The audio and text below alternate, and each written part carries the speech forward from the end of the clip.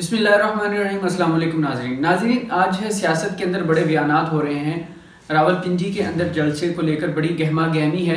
नून league ये चाह नहीं रही कि वहाँ पर जो है वो जलसा हो, क्योंकि अब उसे पता है कि ख़तरे की घंटियाँ जिस तरह करीब आती जा रही हैं वैसे वैसे नून लीग और इत्तेहादियों के अंदर भी गहमा गहमी बढ़ती जा रही है और मुज़ाकरात की कोशिश तेज़ी से की जा रही है। पहले तो राना सनाउल्लाह ने कहा कि इमरान खान की जान को ख़तरा है और ये ख़तरा सिर्फ बढ़ाया जा रहा है ताकि रावलपिंडी के अंदर उनका जो है वो जलसा ना होने दिया जाए। और दूसरी तरफ खाकान अब्बासी साहब कह रहे हैं कि अगर तो इमरान खान साहब कानून के अंदर रहकर आते हैं इस्लामाबाद तो हम उनका वेलकम करेंगे, अगर वो कानून के दायरा कार में रहकर नहीं आते तो हम उनका वेलकम नहीं करेंगे। अब कानून के अंदर रहने का मतलब ये है कि वो मुज़ाकरात मान कर पार्लियामेंट के अंदर आए तो हम उनका इस्तकबाल करेंगे। अगर वो जलसे की सूरत में आते हैं तो उन्होंने अब क्या किया है, दफ़ा 144 नाफिज कर दी है कि जिसके तहत कोई भी इस्लामाबाद के अंदर रैली नहीं निकाल सकता। 5 से ज़ायद अफराद को रैली या मजमे की सूरत के अंदर जो है मना कर दिया गया है और उनके मुतल्लिक कार्रवाई की जाएगी। इसके अलावा जो है फवाद चौधरी साहब ने कहा है कि राना सनाउल्लाह साहब जो है उनका लोगों का दिफा करना उनकी जिम्मेदारी है। अगर वो ये काम नहीं कर सकते तो वो क्या चूरन बेचने हैं, घर जाए और जो है इस्तीफ़ा दे और उनकी कोई दुकान खोल के जो है वो अपना काम शुरू करे।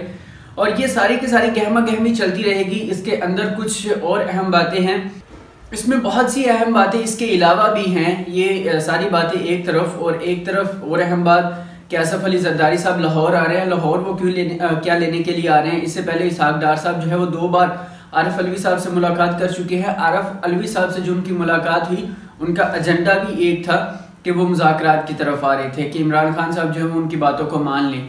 और जो है इसके बाद अब आसफ अली जरदारी साहब आ रहे हैं और आसफ अली जरदारी साहब से पहले कमर जवेद बाजवा साहब इमरान खान साहब से मुलाकात कर चुके हैं। सबका एजेंडा एक ही है कि इमरान खान साहब का ये हकीकी लॉन्ग मार्च जो है वो इसको ख़त्म करें, मुज़ाकरात पे आए, पार्लियामेंट में आए, वहाँ पर डिबेट करके हमारे साथ जो है वो बातों को तय किया जाए। लेकिन हुकूमत को पता है कि पीडीएम कभी नहीं मानेगी इस बात को। इमरान खान साहब का पहले जो है इस हकीकी आज़ादी मार्च के ऊपर पहले बहुत खर्चा हो चुका है। इसके बाद कोई भी मार्च निकालना उनके लिए बड़ा मुश्किल होगा इतने खतरात के बाद। अब हुकूमत का सिर्फ और सिर्फ एक ही रद्द-ए-अमल है, वो चाह रहे हैं कि हमें अगले सितंबर तक जो है वो हुकूमत करने दी जाए, तब तक मुल्क का और बेड़ा गर्क कर देंगे ये। जबकि दूसरी तरफ इमरान खान साहब कह रहे हैं कि भाई सितंबर नहीं, हम तो उससे पहले ही इलेक्शन की डेट चाहते हैं। और आरिफ अलवी साहब भी उनके दरमियान मुज़ाकरात का एक काम कर रहे हैं ताकि पीडीएम और पीपल पार्टी के अंदर मुज़ाकरात हो जाए।